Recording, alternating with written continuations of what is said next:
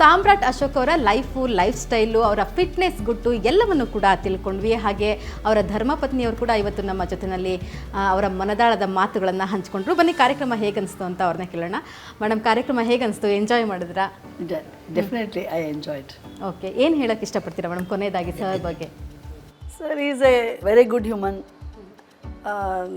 Politically ಅವ್ರು ಬೆಳೆದಿದ್ದಾರೆ, ಇನ್ನೂ ಉತ್ತುಂಗಕ್ಕೆ ಹೋಗಲಿ.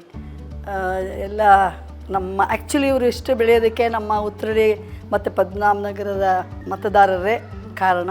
ಸೊ ಅವ್ರಿಗೆಲ್ರಿಗೂ ನಾನು ಕೃತಜ್ಞತೆ ನಿಮ್ಮ ಟಿ ವಿ ಚಾನಲ್ ಮೂಲಕ ಅರ್ಪಿಸ್ತೀನಿ. ಸರ್, ನೀವೇನು ಹೇಳೋಕ್ಕೆ ಇಷ್ಟಪಡ್ತೀರಾ? ಸುವರ್ಣ ಚಾನಲ್ ಬರೀ ನ್ಯೂಸ್ ಚಾನಲ್ ಆಗದೆ ಒಂದು ಕುಟುಂಬದ ವಾತಾವರಣ ಹೇಗಿರುತ್ತೆ ಅನ್ನೋದನ್ನು ರಾಜ್ಯದ ಜನಗಳಿಗೆ ಪರಿಚಯ ಮಾಡಿಕೊಟ್ಟಿದ್ದೀರ. ನಮ್ಮದು ಒಂಥರ ಒಂದು ಸಿನಿಮಾ ತೆಗೆಯುವಂಥ ಲೈಫ್ ಸ್ಟೋರಿ ನಮ್ಮದು ಕೂಡ.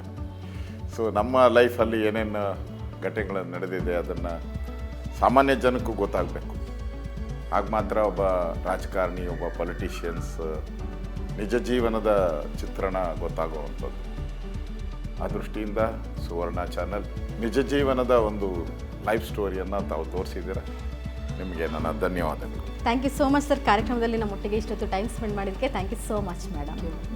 ಸೊ ಇದಾಗಿತ್ತು ಇವತ್ತಿನ ಕಾರ್ಯಕ್ರಮ.